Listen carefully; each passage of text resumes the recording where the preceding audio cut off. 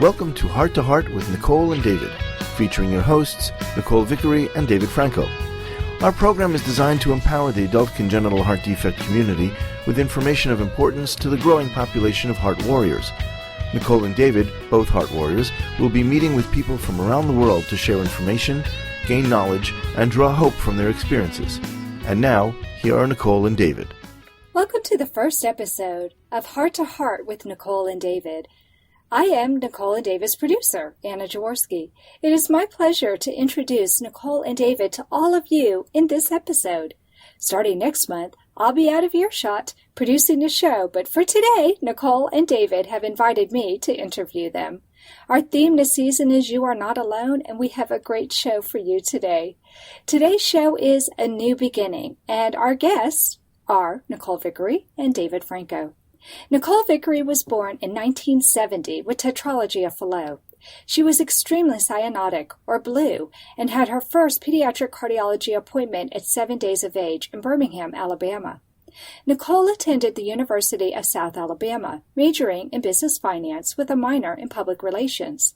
Currently, Nicole resides in Huntsville, Alabama, where she devotes herself to congenital heart defect education through public speaking engagements, film production, the use of social media, and her charity, Silent Cries Productions. Most importantly, she spends time with her daughter, who was adopted from China in 1996. Nicole's second daughter was adopted from India in 2000, but sadly she passed away at 13 months from complications due to being born with cerebral palsy. Nicole is currently the president and executive director of Silent Cries Productions, producer and executive producer of Collisions, Rocking the Scars, a Silent Cries production, Wolf Entertainment Productions, and A Million Visions Productions. She now adds podcast co-hosts to her ever-growing resume. Prior to joining Philip Wolf at Silent Cries, Nicole spent years in the nonprofit sector, frequently as a board member. While Nicole had a great deal of education and real-life training, which helps roles as producer and nonprofit president, perhaps what makes her the best person for the job as a podcast host is that she is a CHD warrior. Nicole has been a guest several times on Heart to Heart with Anna. So welcome to Heart with Nicole and David. Nicole? Thank you for agreeing to wear two hats today as producer and interviewer. We're glad that you're here. Oh, this is so exciting for me, Nicole. I am just beyond excited, and I really appreciate you letting me interview you and introduce you to the world as a new co-host of your own podcast. We are excited to launch this, and hopefully this adult CHD community will benefit from it just as much as we have already and continue to. Well, let's start by talking about why you decided to be the co-host of a podcast, Nicole. My foray into the podcast world was my first appearance on your show. Since then, I have really gotten into the medium. When you mentioned podcasts for adult CHDers, I thought a podcast fits perfectly in my CHD advocacy wheelhouse. A forum to educate people who do not know the number one birth defect, help young adult CHD patients, and learn from those well beyond my years. And the internet couldn't be a better place to do it. Oh, I totally agree with you. What I love about podcasting is that you can listen to this when it's convenient for you. My friends overseas can listen to it when it's convenient for them. I have friends who listen to the shows while they're exercising. And because we don't have to do this live and they can be archived, it can be convenient for anyone, anywhere, anytime. Exactly. That's why I thought it was brilliant. Well, when we talked about you having your own show, one of the first things you said to me was, yes, we have to get David Franco to co-host with me. So can you tell our listeners what your connection is with David? David and I met on Facebook. He probably remembers the post better than I. My social media has a half-life of a nanosecond at best. However, we got to talking about what time each of us had been operated on by John Kirkland Sr., for whom the Kirkland Clinic at UAB is named, and that's the University of Alabama, Birmingham. I think he's about 3.5 years older than me, And so from the dates that his mother gave him, we did the math and realized we were likely there at the same time when he was in for his VSD patches. I was either there for my Waterston shunt or one of my many bouts of pneumonia. So we probably played in the nursery together. When you broached the subject of an ACHD podcast, at that point, David and I had spoken several times about fragmentation in the ACHD community or the CHD community at large, and some of our mutual goals in advocating for our cause and needing to be more active and participatory. Mm-hmm. Actually, I felt an instant connection with David, like he was my big brother, like I'd known him my whole life. So we seem to, we communicate well. And we just spent a weekend filming with Silent Cries Productions. He has really stepped up and helped us out there on collisions. And I realized this is the first time we're really spending any time together. He had come and seen me speak at an Amazing Little Hearts event in Dallas, but we really didn't spend a lot of time aside from a meal or two. But I thought, I have this instant connection with this person. We don't have the same CHDs in the same age group, and we have similar goals and objectives. And I couldn't think of anybody better to have as a co-host.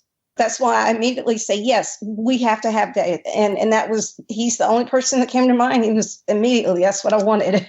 I think that's just so awesome. I've loved having both of you on this show. But I'm curious, what motivated you to come on my podcast to begin with? I think it was because you asked me.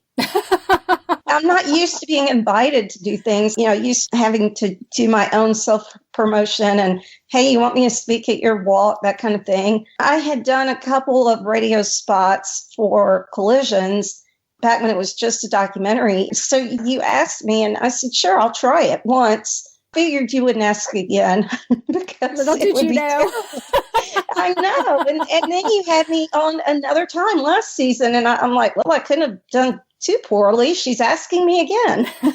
And now you've asked me to co-host. So I think that's why I wanted to come on a podcast for the CHD community. Well, you did an excellent job, and it's been so much fun working with you, and I can't wait to see what 2017 is going to do for us. I have a feeling we're going to be really great friends by the end of the year, and I already feel like we're close friends. I was so happy that you came to Texas, and I was able to meet you in person. That was really awesome. Oh, it really was. Okay, so let's get back to your congenital heart defects. We know that you were born with tetralogy-of-fallot, but I know that some of our listeners may not be familiar with that exact heart defect because there are so many different ones out there. So can you tell us what tetralogy-of-fallot means and how it has affected your life? Tetralogy is, I think, the French word for four. Mm-hmm. Fallot was the doctor, the physician who diagnosed the anomaly.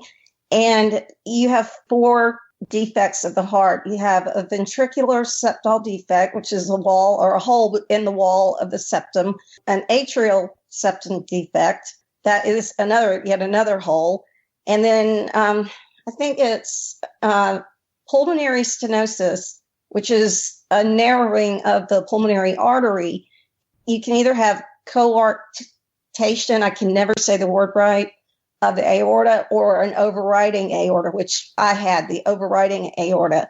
I also think there's a terminology, pentralogy of flow, where you have five things wrong. And I drew that lucky straw because I also had pulmonary valve stenosis, which I still suffer from today. And I still have one branch pulmonary artery that is about half a normal size. So my lung function is equivalent to having one lung and a half, as opposed to two full lungs. The effects on my life, I just had to work harder. I always wanted to keep up with my friends. And I never wanted anybody to know that I was different. And fortunately, my parents didn't treat me differently.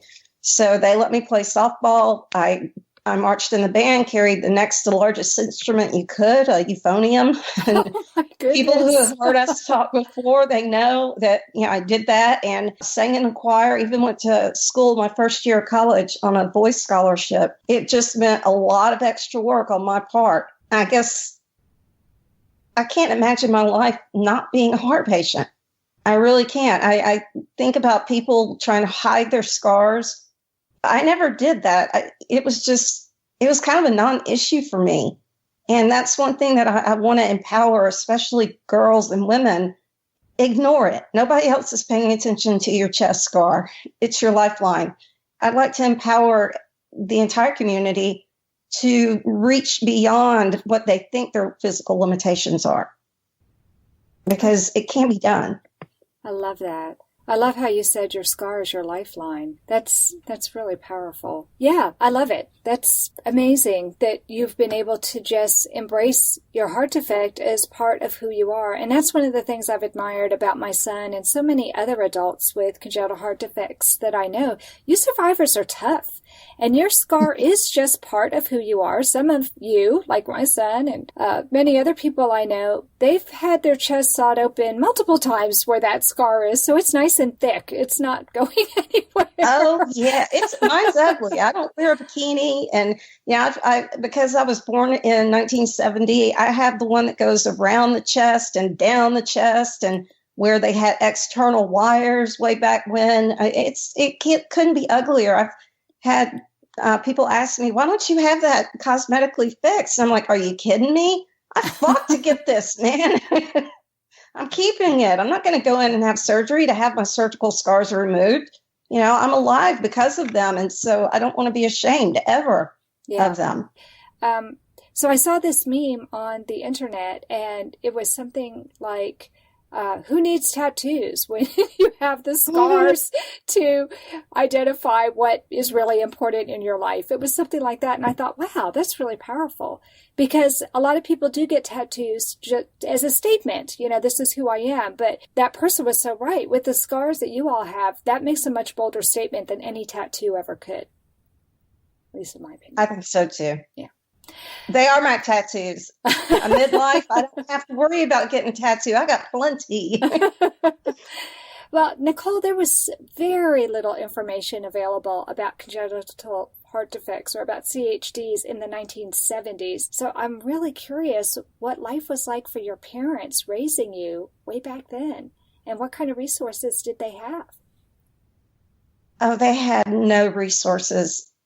I didn't even learn about different congenital heart groups until 2007, when I had my last open heart surgery.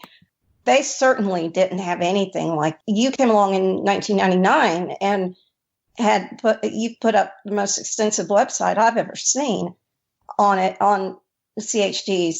They had God, they had prayer, they had themselves, each other that they relied upon, which of course I'm not minimizing that whatsoever. It was their faith that held them together. It was their faith that, when the doctor said, let her be a kid, let her live her life, they let me. They didn't hold me back.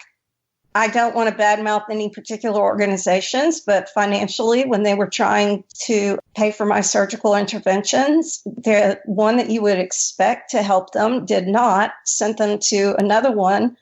Really, the March of Dimes, I have to give a special plug to, because they were there for my parents many times. And otherwise, I don't know how they would have paid for everything. Healthcare was so different than it is now. Not that it's great now, but it was just different. Mm-hmm. Nobody knew anything beyond Dr. Blaylock, what his team had done. We really had not made any advances. And so I've seen more advances in the last decade than I have in the last 46 years. Yeah. So, like I said, they really had just each other and their faith in God. They had their church family, but they didn't have anybody who could personally relate, who had a child that had their chest cut open many times and in the hospital with pneumonia. They just had a kid who was sick a lot, and people tried to bring toys and pretend like they understand. Yep. That was about the best they could do. But they made it, and I'm sure their marriage was stronger for it. Yeah, I think that something like this either makes or breaks a marriage.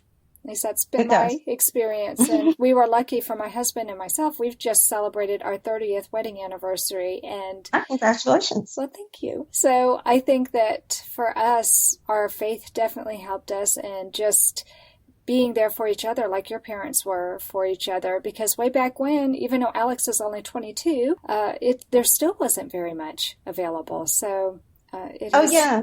doctors were still mentoring under other pediatric cardiology. I mean, pediatric cardiology wasn't really a discipline in medical school until the 90s. Yeah. And then you had to get pediatric cardiologists to learn what we adults look like after we've aged and had scar tissue and our hearts are looking funky. We've come a long way, baby, as they say. We have, and that's the perfect place for us to take a little break. But don't leave yet, listeners, because when we come back, we're going to meet Nicole's partner in crime, David Franco. We'll be back after this short break.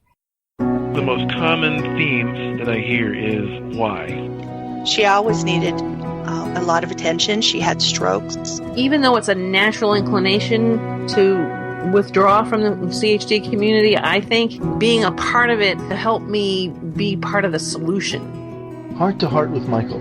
Please join us every Thursday at noon Eastern. I'm Michael Lieben, and I'll be your host as we talk with people from around the world who have experienced those most difficult moments. Hi, I'm John Montez of NBC's hit a cappella show, The Sing-Off. In a cappella music, it takes a team to create a sound that many will enjoy, just like it'll take a team to help my good friend Miles Schweitzer, an HLHS survivor. Let's help Miles fulfill his dream and make a big enough sound to bring awareness to congenital heart disease. Please visit him at gofundme.com/The Miles Project. Miles with the Y. Again, that's gofundme.com/The Miles Project. This is from Miles. You are listening to Heart with Nicole and David. If you have a question or comment that you would like addressed on our program, please send an email to Nicole or David at hearttoheartwithnicoleanddavid.com. Now, back to Heart with Nicole and David.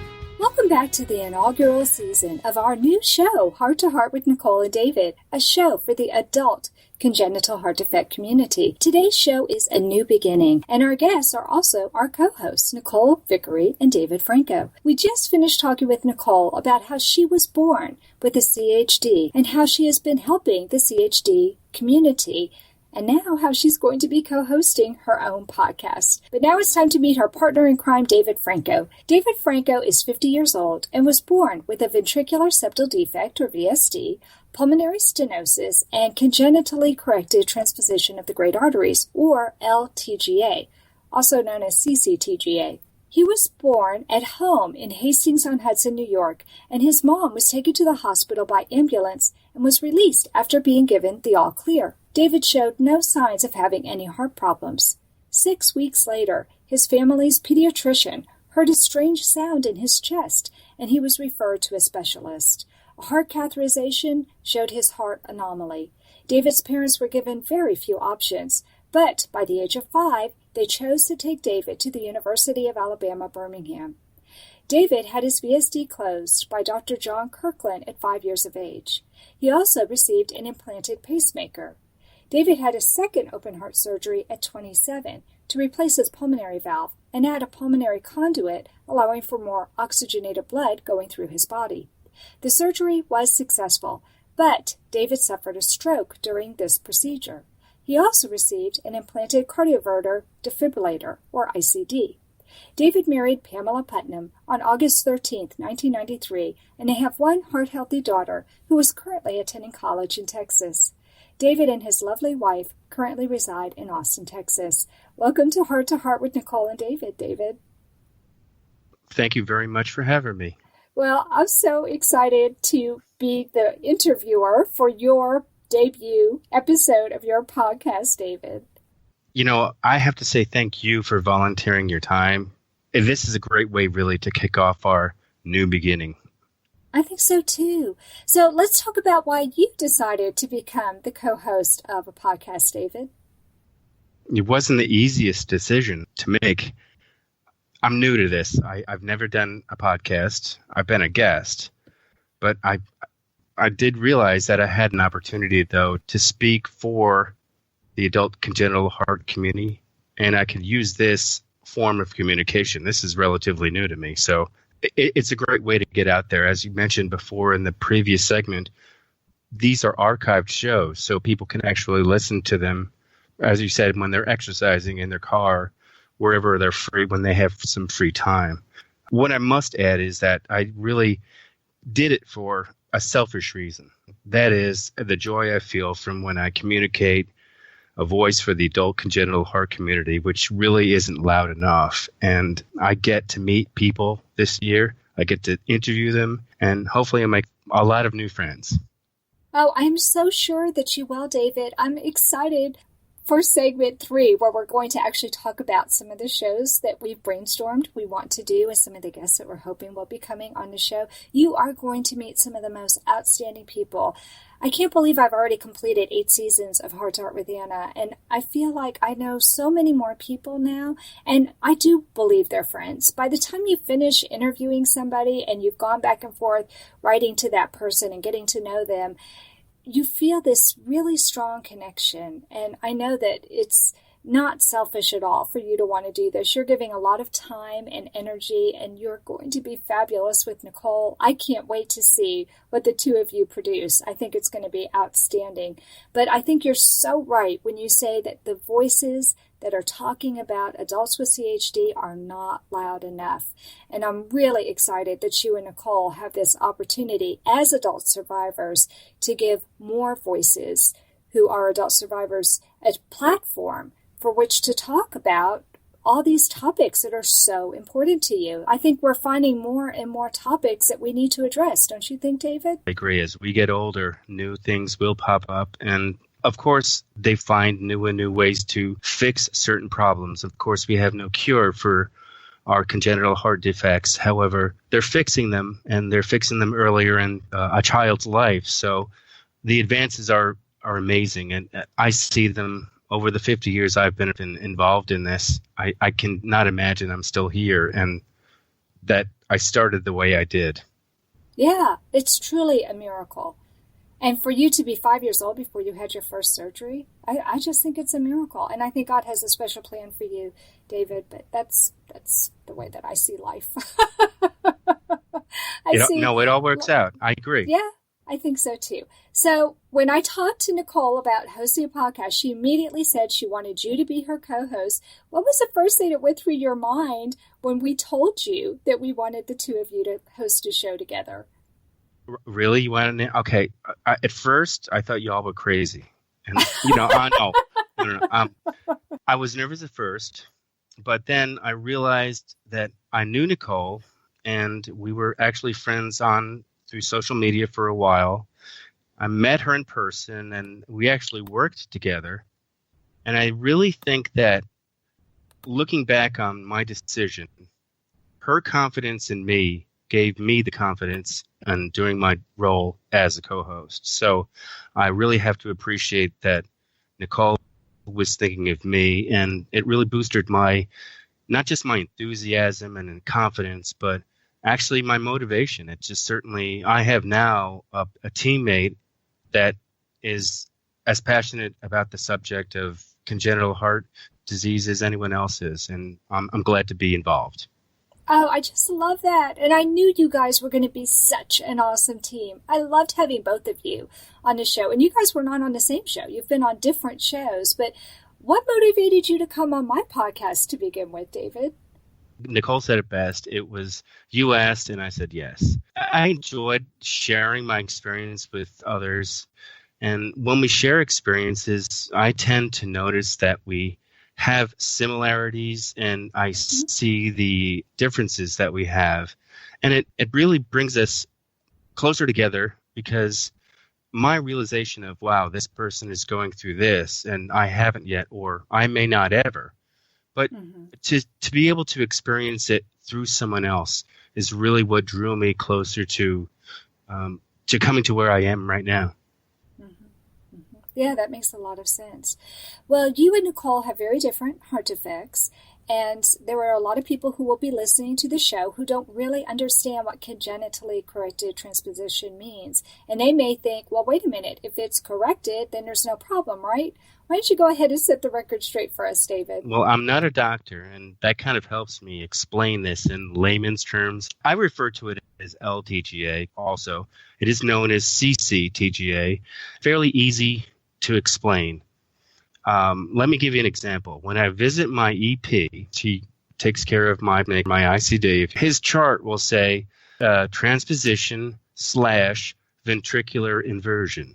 My defect is really simple.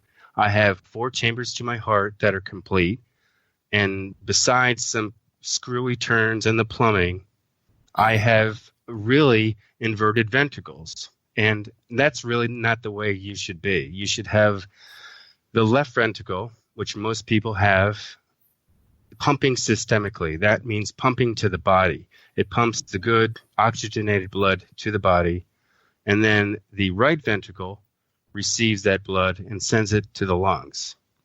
I have it reversed, and in my case, my right ventricle, which was not built to pump systemically, is doing the work, and my left ventricle is kind of taking it easy as a muscular chamber.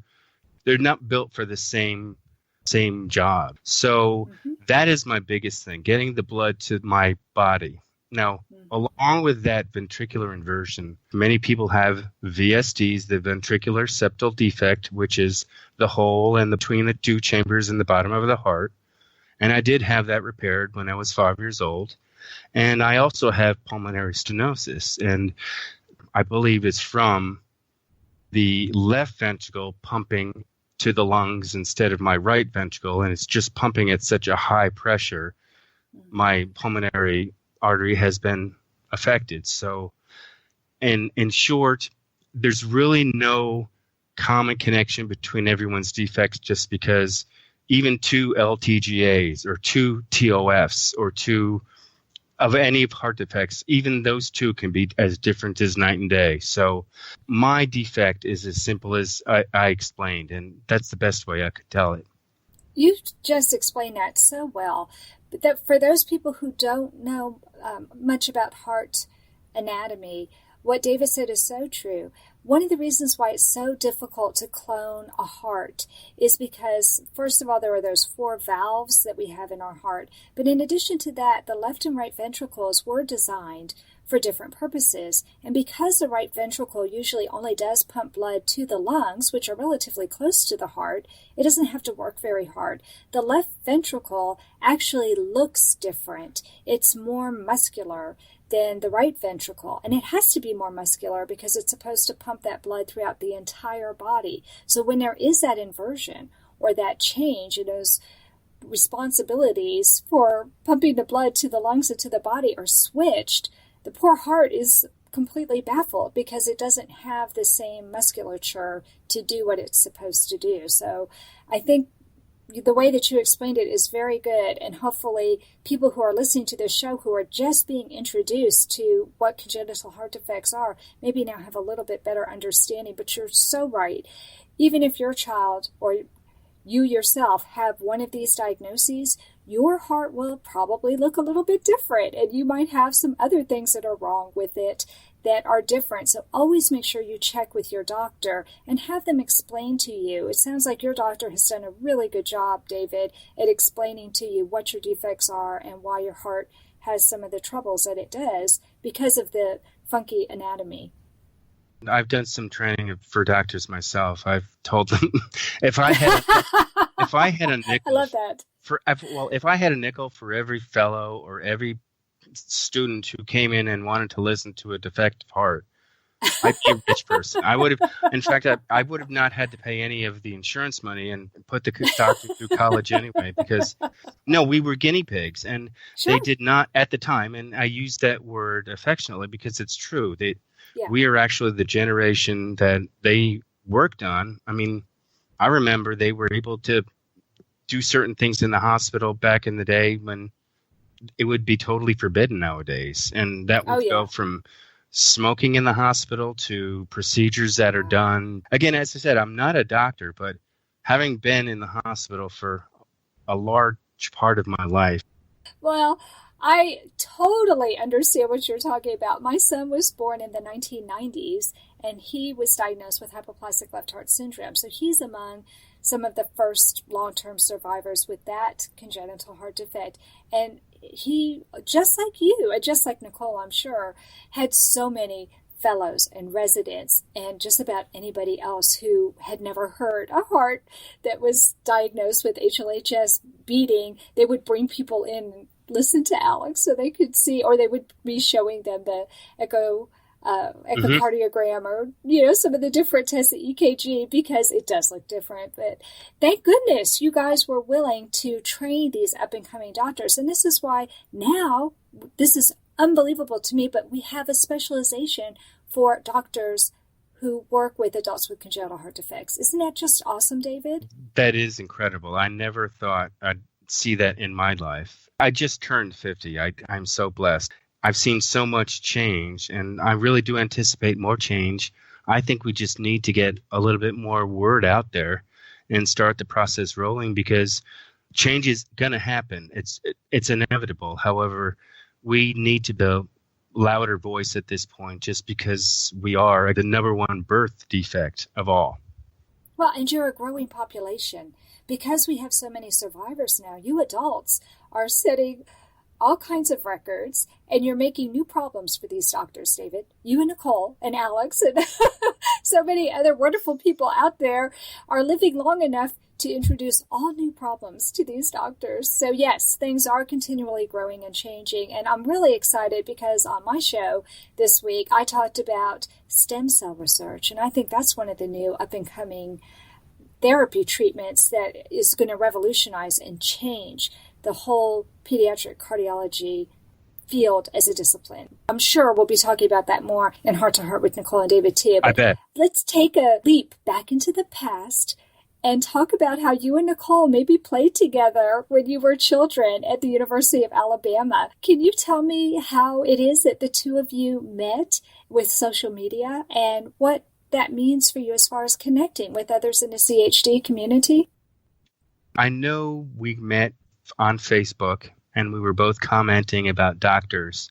This was almost in the first stages of Facebook when people opened up about their CHD, and I saw a number of CHD groups grow.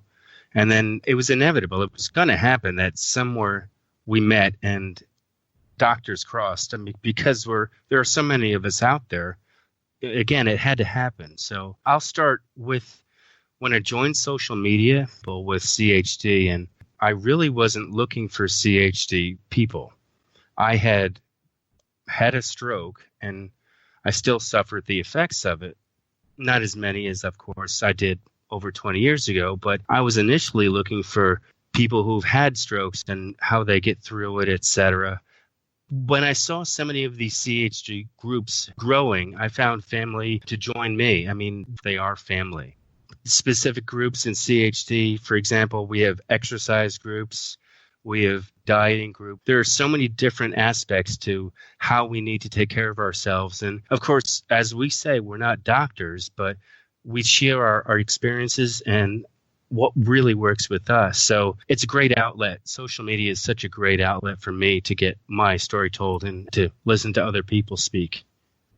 I think so too. And that's what I love about this podcast and how you and Nicole are going to be hosting this podcast yourselves without me. I'll be in the background in just a short period of time. So thanks for sharing that information with us, David. Now we need to take a quick break, but don't leave yet, listeners, because coming up next, we'll have Nicole and David in the studio together, and we'll be talking about what plans we have for season 1 of their show. We'll be right back after this quick commercial break. Unaware that over 30 types of congenital heart defects exist, CHDs are the leading cause of neonatal and infant death in America. Many children are born with multiple heart defects, and families need help in creating more awareness to catch and cure CHDs. Do your part to bring awareness and research. Many CHDs may not be detected until later in adult life. Anna Jaworski has spoken around the world at congenital heart defect events, and she is available as a keynote or guest speaker for your event. Go to hearttoheartwithanna.com to learn more about booking Anna for your event. You can also find out more about the radio program, keep up to date with CHD resources and information about advocacy groups, as well as read Anna's weekly blog. Anna wants you to stay well connected and participate in the CHD community. Visit hearttoheartwithanna.com today. You are listening to Heart to Heart with Nicole and David. If you or someone you know would like to be a guest on our program, please send an email to Nicole at hearttoheartwithnicoleanddavid.com. Now, back to Heart with Nicole and David. Welcome back to our show, Heart to Heart with Nicole and David, a show for the adult congenital heart defect community. Today's show is A New Beginning, and our guests are Nicole Vickery and David Franco, who just happen to also be the co-hosts for the program.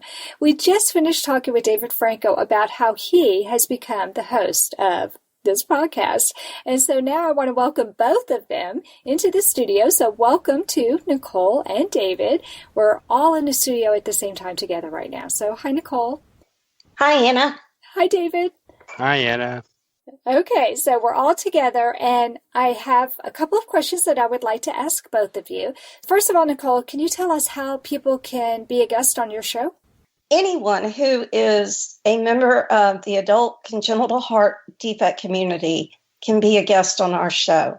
They just need to get with one of the three of us, tell us their story. We have a form that they can fill out, and they send us a bio, and we write the script and run with it from there. We will have a list of topics set up so that if someone finds one, they say, hey, I know all about that, or I relate to that one, or I have a story for that, then we want you to come and share it with us, please, because that's what we're here for. We're not here to talk about Nicole and David. We really have done that to death. We are trying to hear your stories so that everyone can feel part of the community and not alone in the world. Right. And what I love is that Nicole is really, really connected. You can find her on Facebook. You can find her on Twitter. She's out there in a lot of different places, and it's easy to find her. David, I know that you're on Facebook. Are you also on Twitter? Yes, I'm on Twitter. Okay. So great. And then Anna Jaworski, I am also on Facebook and Twitter. And you can also find us on the Heart to Heart with Nicole and David Facebook page. So there's lots of different ways that you can connect with us. So David, can you please tell your listeners what kind of guests you're actually looking for? Well, since our show focuses on adults with CHD, we're looking for guests who can actually add to our topics, if professionals, other CHDers, anybody out there who can really help us explain what we're going through. Even people who want to share some stories are possible guests. We're looking to focus on CHD awareness for adults, our lives that we've been through. Right. I love that. And we will be posting suggestions for the topics. Sometimes, in my experience with Heart to Heart with Anna, I will have people contact me and say, I really want to come on your show and talk about, and it'll be a topic I've never even thought about before. So if you see a list of topics and we don't have the topic that a particular guest is interested in talking about, go ahead and talk to Nicole or David or me about it. And who knows, maybe we'll make an adjustment to our schedule and we'll have you on the show instead. Right, David and Nicole? Absolutely. That would be great. So, Nicole, can you talk to our guests about the length of your program? Because as anyone can tell who's listening so far, it's not just a 30-minute show like we have with Heart to Heart with Anna. No, it's not. Anna keeps hers to a really tight 30-minute program, which is perfect for new mommies that want to grab 30 minutes for themselves to exercise and listen to her broadcast. But given that we are adults ranging anywhere from 18 to however old, we thought that we would do a 45-minute to a 1-hour program. That would allow us to have multiple interviews, multiple guests in one show. Then David and I would be able to come back in the studio at the end with our guest and wrap and discuss what we've learned and talked about that show. Yes, exactly. I love that. So we also have one other little thing that we're doing that's different with Heart to Heart with Nicole and David. So Nicole, do you want to tell them the other little tweak that we have to your program? Okay, so the difference with Heart to Heart with Nicole and David, we have a new show airing each month, the first Wednesday of every month. However, that same show will be re-aired every week of that month. For example, this show will be every Wednesday for the month of January. It affords everyone the opportunity to listen to our show in their own time. They have a whole month to listen to it. But then if you can block out some time on that Wednesday from 1 to 2, then you can come hang out with us and get to know us better and let us get to know you, because you are the people that we want to serve, and we can't serve you if we don't know you and know your needs and wants.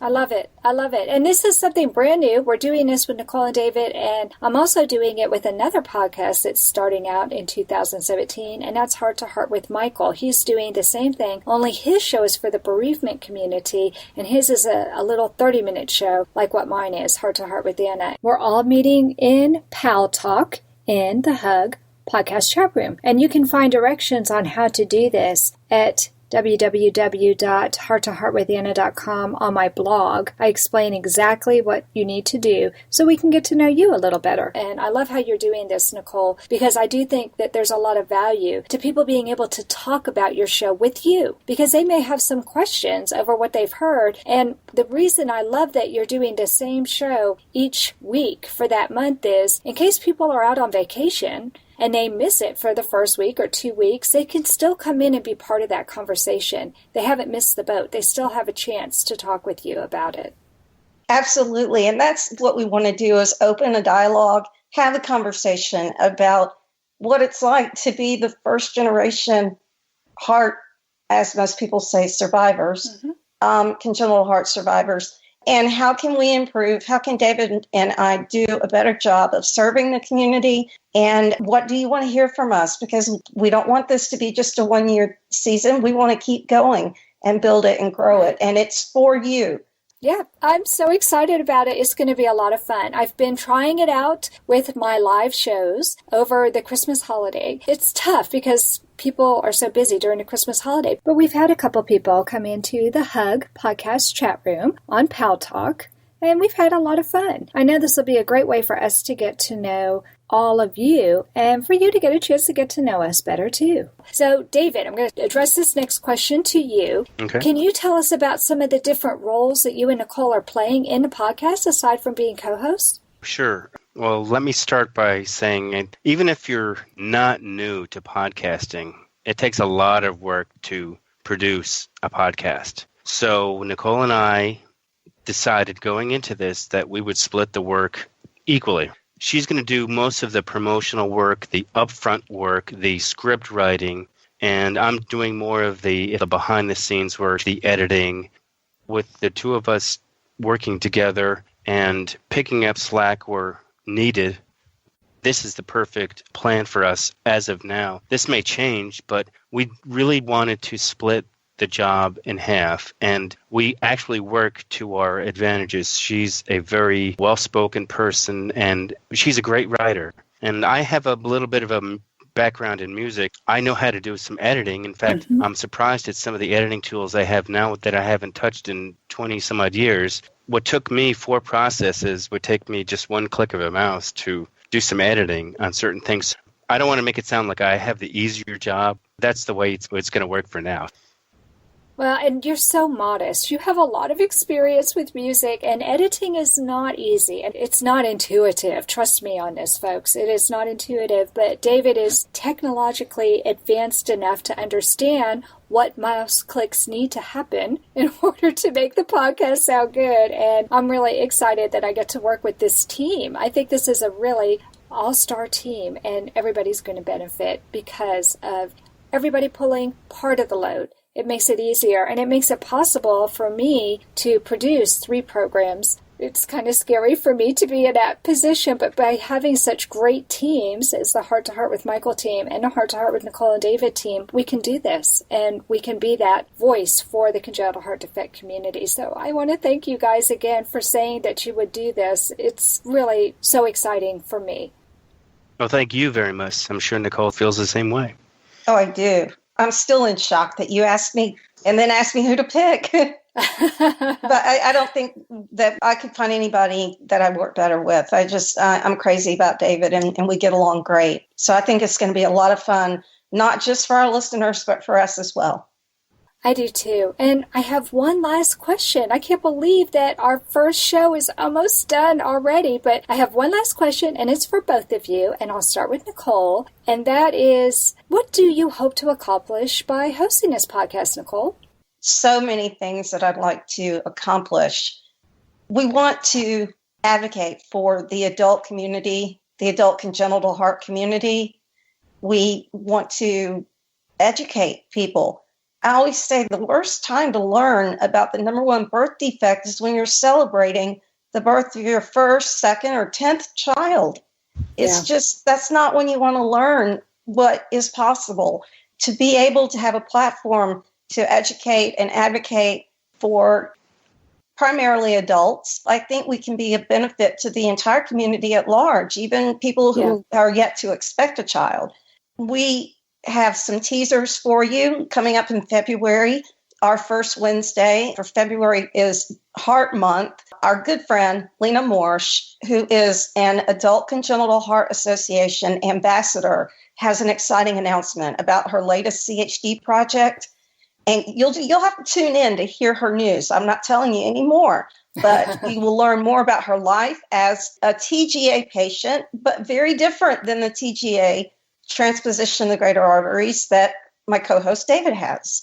And you can learn more about her CHD advocacy efforts as well. David. Raise awareness, to share our stories. I'm going to repeat everything that Nicole just said. So that's really what I want to get out of this show.